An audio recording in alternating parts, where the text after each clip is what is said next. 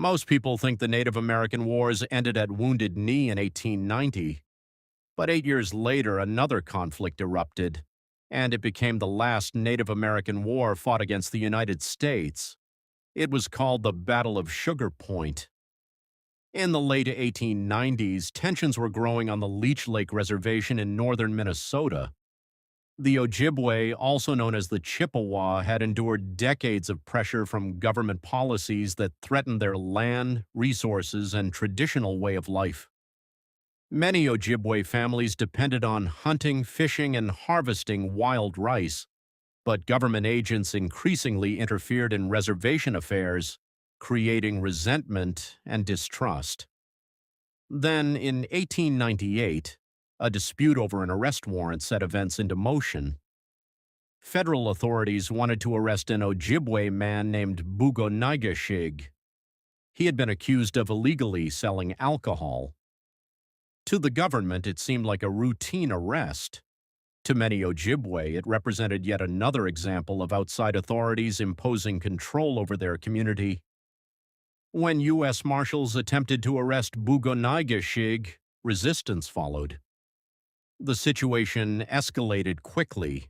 Officials requested military assistance, believing a show of force would end the dispute. Instead, it made matters worse. On October 5, 1898, approximately 80 soldiers from the U.S. Army's 3rd Infantry Regiment arrived near Sugar Point on the Leech Lake Reservation. Their mission was to support the arrest and restore order. But tensions were already at a breaking point. As soldiers moved through the area, confusion spread. Accounts differ on exactly who fired first. What is certain is that gunfire suddenly erupted between Ojibwe warriors and U.S. troops. The soldiers found themselves in a difficult position. The Ojibwe knew the terrain far better than the Army. Dense forests, underbrush, and the lakeshore provided excellent cover. Hidden among the trees, Ojibwe marksmen fired with remarkable accuracy. The soldiers struggled to locate their attackers. What had begun as a law enforcement operation quickly became a full-scale battle. For several hours, fighting continued through the wooded landscape around Sugar Point. Army troops attempted to return fire and regroup, but they remained exposed while the Ojibwe used the terrain to their advantage. By the end of the battle, 6 soldiers had been killed and several others wounded. Remarkably, only one Ojibwe warrior was reported killed. The outcome shocked military officials. The U.S. Army had expected a quick resolution. Instead, it had suffered a humiliating defeat. News of the battle spread across the country. Many Americans feared another large-scale Native uprising, but that never happened. Both sides understood the devastating consequences that a wider conflict could bring. Rather than escalating the situation, government officials chose negotiation.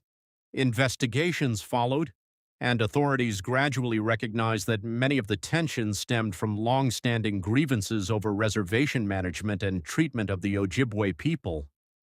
The crisis slowly eased. No major military campaign followed. No prolonged war erupted. Because of this, historians generally consider the Battle of Sugar Point to be the last armed conflict between Native Americans and the United States government. Today, the battle remains far less known than conflicts such as Little Bighorn or Wounded Knee, yet its significance is enormous.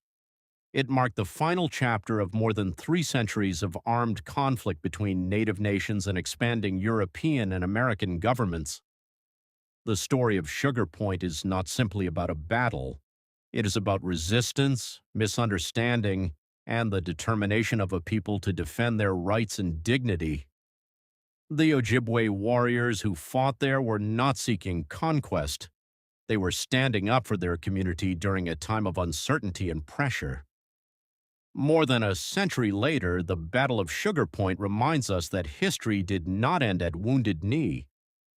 The final Native American War came 8 years later, deep in the forests of Minnesota, and it remains one of the least known yet most important chapters in Native American history. If this story taught you something new, please like, comment, and share it so more people can learn about the Battle of Sugar Point and the Ojibwe people. Follow this page for more true Native American history stories that deserve to be remembered, honored, and passed on to future generations.